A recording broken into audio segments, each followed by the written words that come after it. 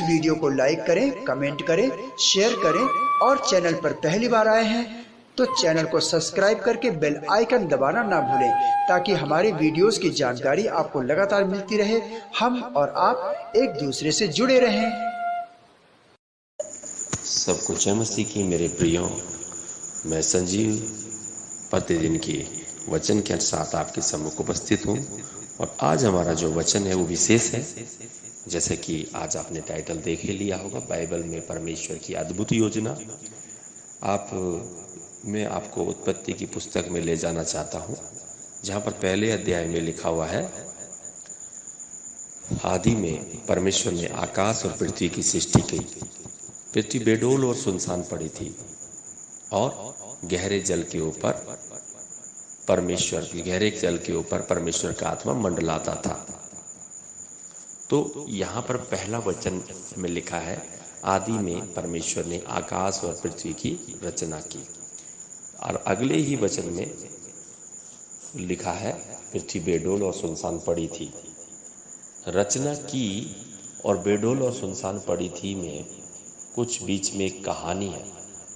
अधिकतर लोग इसे गैप थ्योरी भी कहते हैं और मैं उसी में जानना चाहता हूँ, क्योंकि परमेश्वर जो कुछ बनाया उसमें लिखा है, आप उत्पत्ति में पढ़ सकते हैं, उसने जो कुछ बनाया उसे कहा अच्छा है, खुद परमेश्वर ने।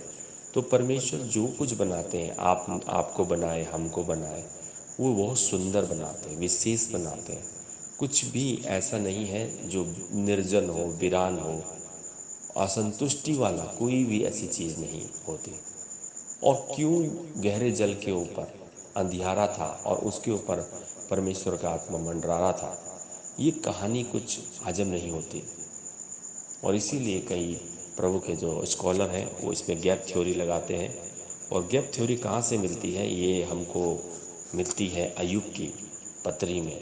वो एक साइंटिफिक पिक्चर है, साइंटिफिक पत्री है मेरे हिसाब से। एक बार जब एक जहाज को, अमेरिका का एक पायलट था और उसे जहाज में गोला बारूद ले जाना था, और वो गोला बारूद ठंडा करने के लिए कोई चीज़ नहीं थी, तो उसने अय्यूब की पत्री पढ़ी और उसमें लिखा था कि तू ओलों को अपने भंडार में रखता है। तो इस प्रकार से उसने उस समय ओलों के द्वारा और बर्फ़ के द्वारा क्या किया था, उस गोले बारूद को ठंडा किया था। और लिखा है कि भोर के तारे जब गाना गाते थे जिस समय, तो ये सब चीज़ें। और जब आप यशायाह 14 अध्याय पढ़ेंगे और भी यजकेल में पढ़ेंगे, सोर के राजा के विषय में पढ़ेंगे, तो उसमें पता चल जाता है कि सृष्टि में, स्वर्ग में कुछ उथल पुथल होती थी। भोर के तारे के विषय में जिक्र है, शैतान के विषय में जिक्र है। और ये अय्यूब की पत्री पहले अध्याय में लिखा हुआ है कि परमेश्वर के पुत्र उसके साथ सभा में बैठे और उनके बीच में कहीं से घूमता हुआ, फिरता हुआ, डोलता हुआ शैतान आ गया। और परमेश्वर पूछ रहा है, तू कहाँ से आया? तो यानी कि कुछ ना कुछ बीच में है जो पहले वचन और दूसरे वचन के बीच में है। और मैं इसी दरार के बीच में काम करना चाह रहा हूँ और आपको समझाना चाह रहा हूँ। आप ज़रूर इसमें आशीषित होंगे। और कहानी इस प्रकार से बैठती है कि स्वर्ग में सबसे पहला विद्रोह और पाप हुआ। कोई लोग कहते हैं कि आदम और हवा ने फल खाया तब पाप हुआ, लेकिन पाप तब हुआ रियल में, वो स्वर्ग में हुआ था। और स्वर्ग में किस कारण हुआ था? घमंड के कारण और स्वार्थपन के कारण। यहाँ पर एक स्वर्गदूत जिसे लूसीफर कहते हैं, उसने क्या किया? विद्रोह किया और मन में घमंड से फूल उठा। और उसके विषय में लिखा है कि उसने जाकर सोचा कि मैं ईश्वर के तारागण से भी ऊंचे स्थानों में चढ़ूंगा और पूरब में अपना जो है सभा के पर्वत पर अपना एक स्थान ऊंचा करूंगा। और इसी कारण जो है परमेश्वर ने उसे स्वर्ग से नीचे गिरा दिया, मतलब उत्तम जगह से नीचे गिरा दिया। कई बार जब गुब्बारा भी होता है उसमें हेलोजन गैस भर देते हैं और वो गैस का गुब्बारा ऊपर जाता है। वो सोचता तो है कि मैं ऊपर जाऊंगा, लेकिन जब एक समय जब गर्मी हो जाती है और सूरज की गर्मी उसे छूती है तो वो गुब्बारा धीरे धीरे धीरे पिघलने लगता है। लीक होने लगता है। और उसके बाद वो क्या होता है, जिस हाथ से निकला था उस हाथ में दोबारा कभी नहीं आता। वो कहीं ना कहीं किसी पेड़ पर फंस जाता है, तार में फंस जाता है, या अज्ञात जगह पर पड़ जाता है, या मनुष्यों के पैरों तले रौंद जाता है। यही उस दुष्ट लूसीफर के जीवन में हुआ कि उसने क्या किया, घमंड से फूला और अपनी हवा भर करके ऊपर चढ़ने की कोशिश करी, ना कि सृजनहार परमेश्वर को प्रथम स्थान दिया, जिसके कारण वो परमेश्वर के हाथ से निकल गया और एक दुष्ट शैतान बन गया। और अब परमेश्वर उसे लूसीफर नहीं कहता, उसे शैतान ही कहता है, वरन झूठ का पिता कहता है। और क्या हुआ, वो जब इस धरती पे गिरा दिया गया तो स्वर्गों में लिखा हुआ है, स्वर्ग नहीं, 3 आकाश है। एक तो हेवन बोलते हैं जिसमें परमेश्वर पिता स्वयं रहता है, शांति, और जहाँ परमेश्वर स्वयं वास करता है उसकी उपस्थिति में। दूसरा जगह पर क्या है, पैराडाइज है, जहाँ पर आदम, अब्राहम और लाजरस जैसे लोग शांति पाते हैं, इसे अब्राहम की गोद भी बोलते हैं। और तीसरा जो है, आप नीचे देखेंगे तो ये भौतिक मंडल में जो आकाश है, इसमें अंधकार की ताकतें रहती हैं, और यही क्या करती हैं, ऊपर से क्या करती है, हमारी प्रार्थनाओं को रोकती भी है। अब जबकि ये नीचे गिरा दिए गए तो 1/3 स्वर्गदूत नीचे गिराए गए। अगर 100 है तो उसका तीसरा भाग 33% स्वर्गदूत नीचे गिर गए। अब इन्होंने क्या किया, क्योंकि दुष्ट, जब इंसान के जीवन में दुष्टता और घमंड आता है तो वो पश्चाताप नहीं करता है, वरन क्या करता है, और भी दुष्टता करता है और बदला लेना उनके मन में आता है। और इन्होंने क्या किया, जो मैं आपको गैप थ्योरी बताना चाहता हूँ। कई बार आप देखते होंगे कि बड़े बड़े म्यूजियम हैं और उसमें सच्चाई में, सच में उनको हड्डियाँ मिली है, 5 करोड़ साल पुरानी डायनासोर की हड्डी, जबकि आदम जो है हमसे 6000 या 7000 साल पुराना था।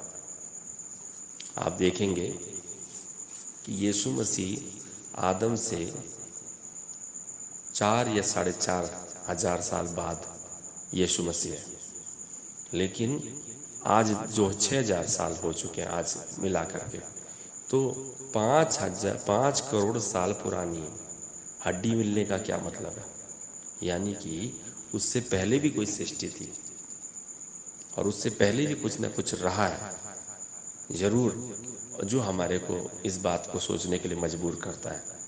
और उस युग को बोलते थे मेसोजोइक युग, और उस युग के जितने भी जानवर थे, डायनासोर वगैरह, ये सबको परमेश्वर ने आग से ख़त्म किया था। और ये आग से ख़त्म किया था, मैं नहीं कह रहा हूँ, डिस्कवरी चैनल वाले और ये इस तरीके के जो चैनल के लोग हैं, खोजी लोग हैं, वो बताते हैं कि वो आग से नष्ट हुए थे, कोई तारा गिरा ऊपर से और वो नष्ट हो गए सारी पृथ्वी के लोग। तो ये डायनासोर आए क्यों? क्या परमेश्वर इतने भयानक जानवर चाहता था? क्योंकि परमेश्वर का स्वरूप और समानता तो मनुष्य के अनुसार ही है। कैसे पता चलता है? क्योंकि उसने अपने स्वरूप में बनाया मनुष्य को, तो ऐसी खतरनाक चीज़ क्यों बनाएगा? यानी कि इन स्वर्गदूतों ने जो गिराए हुए थे, परमेश्वर की सृष्टि से छेड़छाड़ करी। और कैसे पता चलता है?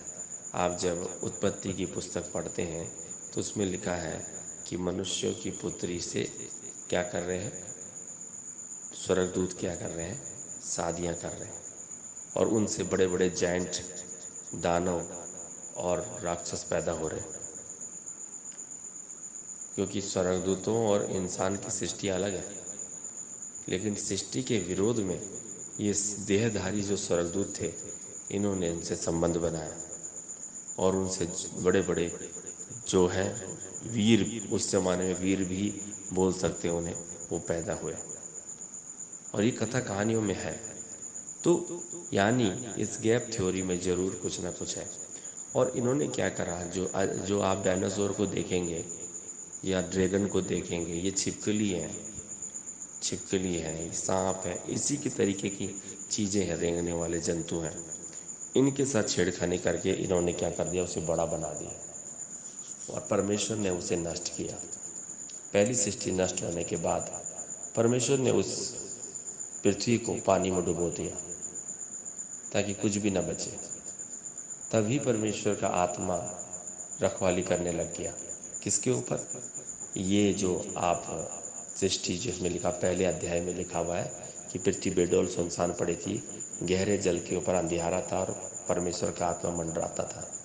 तो परमेश्वर ने जब उनको मेसोजोइक युग के जानवरों को ख़त्म किया तो उस समय क्या है, परमेश्वर ने अपना पहरे के लिए आत्मा मंडराने लग गया।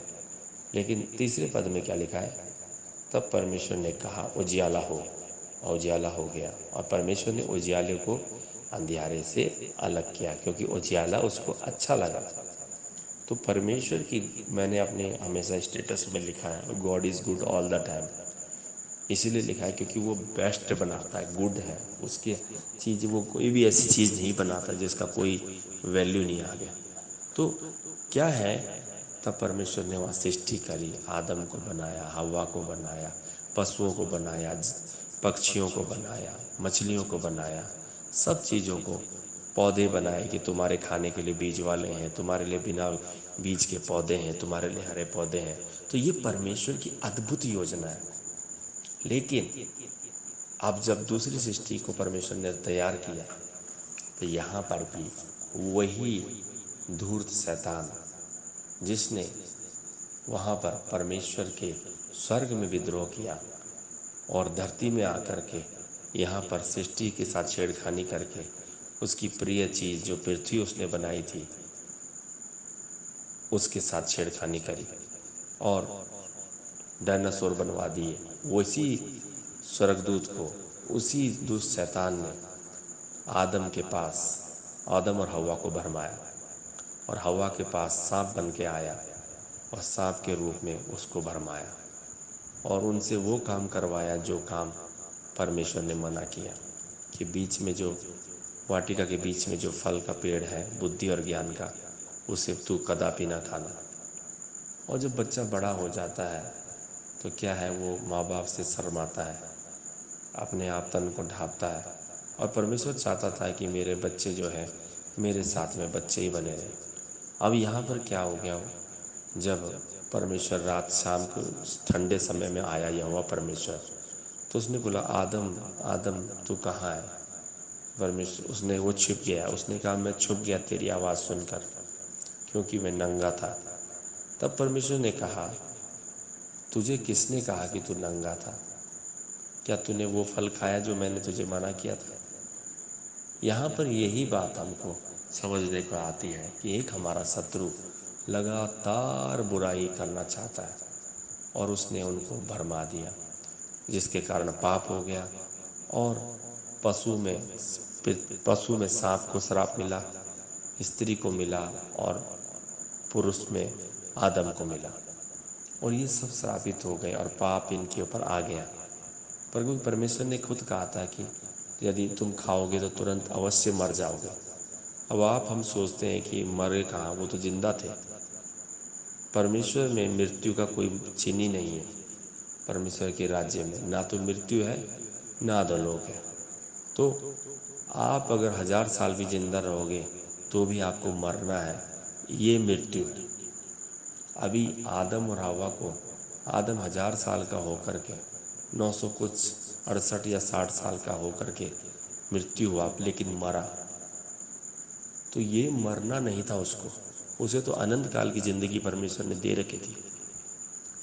तो ये जो पाप हुआ इसके कारण मृत्यु आ गई। अब ये था कि कोई 1000 साल में भी मरेगा तो मरेगा, 1300 साल में भी मरेगा तो मरेगा ही, एक न एक दिन मरना है। तो पाप के कारण क्या हुआ, मृत्यु ने प्रभुता की। और मृत्यु के ऊपर कौन शासन कर रहा था इन दिनों में? शैतान, क्योंकि उसने पाप के द्वारा ये काम किया। और आने वाले समयों में क्या हुआ, जब परमेश्वर ने देखा मनुष्य पापी हो गया तो उसने आदम हवा को वाटिका से निकाल दिया और इन्होंने क्या पहन रखे थे? अंजीर के पत्ते। अंजीर के पत्ते कितने दिन रहते उनके शरीर पे? वो 3-4 दिन में सूख ही जाना था। और कितने अंग ढांपने थे उसने उससे। तो मनुष्य का जो इंतजाम है वो टेम्परेरी है। और तब परमेश्वर ने क्या किया, उस समय एक मेमने को मारा और उसके वस्त्र, उसके चमड़े के अंगरखे पहनाकर उन दोनों को निकाल दिया। ये हमें उस समय की तरह मोगली बनाकर नहीं निकाला कि चड्डी पहन दी, पूरा वस्त्र ढांप करके परमेश्वर ने उन्हें निकाला, पूरा गले से लेकर पूरा पैरों तक, स्त्री को भी और पुरुष को भी ढांप कर निकाला। आप देख सकते हैं कि हर एक फल के ऊपर कुछ ना कुछ कवर रहता है। आप अनार के ऊपर देख सकते हैं कवर, छिलका होता है। आप आम के ऊपर देख सकते हैं, आप हर फल, सेब के ऊपर देख सकते हैं, केले के ऊपर देख सकते हैं। हर एक फल के ऊपर क्या है, कवर चढ़ा होता है। तो क्यों परमेश्वर ढांपना चाहता है? परमेश्वर की इज्जत एक क्या है, उसको सुरक्षा प्रदान करता है। जब फलों को परमेश्वर सुरक्षा प्रदान करता है तो क्या अपने बेटे बेटियों को ना करेगा? इसीलिए मैंने इसका टाइटल ये लिखा, परमेश्वर की अद्भुत योजना। और जबकि हमने इतनी बड़ी गलती करी तो भी परमेश्वर ने दया करके निकाला। और उस समय आदम को पता कुछ भी नहीं चला कि ये मेमना कौन था।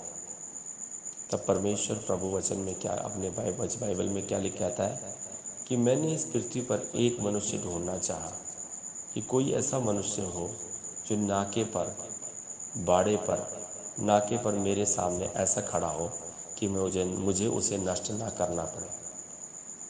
ना मूसा इस लायक हुआ, ना एलिया इस लायक हुआ, ना अयूब इस लायक हुआ, ना दानियल इस लायक हुआ। सब ने कोई ना कोई गलती और पाप किया हुआ था, क्योंकि जो स्त्री पुरुष से पैदा होते हैं वो पापी है। इसीलिए उसने अपने प्रिय पुत्र यीशु को, जो स्त्री और पुरुष से पैदा ना होकर वरन स्त्री से ही पैदा है, उसको भेजा। पहले वो शरीर के द्वारा पवित्र है, उसके बाद वो पवित्र आत्मा के द्वारा पैदा हुआ, पवित्र आत्मा के द्वारा पला, भरपूर होता गया। और कभी अपने कामों से भी उसने कभी गलती नहीं करी, वो आज्ञाकारी रहा और कभी भी उसने गाली देकर गाली नहीं की, वरन क्रूस की मृत्यु भी सह ली। और इसीलिए परमेश्वर ने उसे दाहिने स्थान पर बैठाया और आज वो हमारे लिए विनती करता है। उस समय पर आदम हवा को ये पता नहीं था, न मनुष्य को पता था कि हमारे लिए किसने, परमेश्वर का इंतजाम क्या था। उसे तो उस समय यही गुस्सा होगा कि हर परमेश्वर ने हमारे साथ बहुत बुरा व्यवहार किया है, हमें अच्छा भला निकाल दिया और आज हम पसीने कर रहे हैं, हमारी ज़मीन ऊँट कटारे उगा रही है और हमारे बच्चे भी बड़े दुख के साथ पैदा हो रहे हैं, हम कष्ट झेल रहे हैं, यहाँ हमारी हालत क्या हो गई है। हमें हर चीज़ के लिए परिश्रम करना पड़ता है, छीनना पड़ता है। पहले मनुष्य मांसाहारी नहीं था, बाद में उसने भूख के कारण एक जानवरों को भी खाना शुरू किया। जानवरों को खाना शुरू किया तो जानवरों को भी कुछ खाना नहीं मिला तो जानवर ने जानवरों को खाना शुरू किया। पहले ऐसा नहीं था। तो क्योंकि प्रभु के वचन में स्वयं ही लिखा है, जब आप यशायाह में पढ़ते हैं कि मेरे पवित्र पर्वत पर ऐसा होगा कि छोटा बच्चा करेत के बिल में हाथ डालेगा। तो यही चीज़ें परमेश्वर के पवित्र पर्वत पर है। लेकिन आपका और हमारा क्या? तो यहाँ पर परमेश्वर का कितना बड़ा इंतजाम था कि यीशु मसीह के द्वारा हमें मेल मिलाप कर ले। लेकिन आदम हवा को ये पता नहीं था कि वो जो मेमना मारा गया जगत की उत्पत्ति के समय पर, जिस समय पर आदम हवा को लिए परमेश्वर ने वो मेमना बलिदान किया था, वो और कुछ नहीं, यीशु मसीह है। कैसे पता चलता है? यूहन्ना कहता है, जब भी यूहन्ना की पत्री, यूहन्ना में क्या कहता है, यूहन्ना बपतिस्मा दाता कहता है कि ये वो मेमना है जो जगत का पाप उठाए लिए जा रहा है। उसने जो आदम के समय पर जिस मेमने ने बलिदान किया था उसकी याद दिलाते हुए यह बात कही थी। तो प्रियो, आप और हमारे लिए कैसा परमेश्वर का प्यार है, कैसी अद्भुत योजना है, हमारी अद्भुत योजना है। तो आज आपको समझ में आया होगा कि किस प्रकार हमारे लिए परमेश्वर अद्भुत कार्य सोच रहा है, जबकि शैतान लगातार बुराई मचा रहा है। आपको पता है, पहली सृष्टि तो आग से नष्ट हुई, जिसमें डायनासोर वगैरह थे। दूसरी सृष्टि में नूह के समय पर आपको याद होगी कि परमेश्वर ने पानी से नष्ट किया, और पता उस समय 8 अरब जनसंख्या थी। आज भी 6 से 8 अरब जनसंख्या हो रही। पाप बहुत बढ़ गया था और नूह लोगों को बताता रहा, लेकिन एक ने भी मन नहीं फिराया। वो सिर्फ अपने परिवार को बचा सका। जब वो बचा तो सारी सृष्टि दूसरी बार खत्म हो गई, पानी में डूब गई। और फिर परमेश्वर ने कहा, इनको जो 8 प्राणी बचे थे इनको बचाया। तब क्या हुआ, नूह ने धन्यवाद के लिए परमेश्वर को होम बलि चढ़ा करके बलिदान चढ़ाए, और उसकी खुशबू परमेश्वर के नाक में गए, और परमेश्वर उससे आनंदित हुआ। और उस बात से उसने कहा कि अब से मैं कभी भी मनुष्य को जल के द्वारा नष्ट नहीं करूँगा। और इसलिए उसने आकाश में एक चिन्ह दिया, मेघधनुष, जो आज हमको दिखता है। तो प्रियो, परमेश्वर ने जब जब आप बारिश होती है तब तक आप ज़्यादा बारिश में आप देखेंगे एकदम से आकाश में मेघधनुष दिखता है। तो परमेश्वर उस आकाश में मेघधनुष को देख करके उस बारिश को कम करता है और हमें मार नहीं देता। नहीं तो आज हम फिर बार बार नष्ट हो जाते हैं। जैसे कि कहीं पर बाढ़ आ रही है तो कहीं पर नहीं आ रही है, तो वो तो चलता है, लेकिन पूरी दुनिया में एक साथ बाढ़ आ जाए ये परमेश्वर रोक देता है। तो परमेश्वर की योजना अद्भुत है, और एक आदमी के धर्मी होने से पूरे लोगों पर ये आशीष आई कि मैं दोबारा जल के द्वारा नष्ट नहीं करूँगा। वैसे ही यीशु मसीह के धर्मी होने से पूरी मनुष्य जाति को परमेश्वर ने माफ़ कर दिया है। मैं आपको क्लियर कह रहा हूँ कि परमेश्वर की दृष्टि में आप धर्मी हैं और आपको परमेश्वर ने माफ़ कर दिया है। शर्त एक ही है कि उसके इकलौते पुत्र पर विश्वास करें।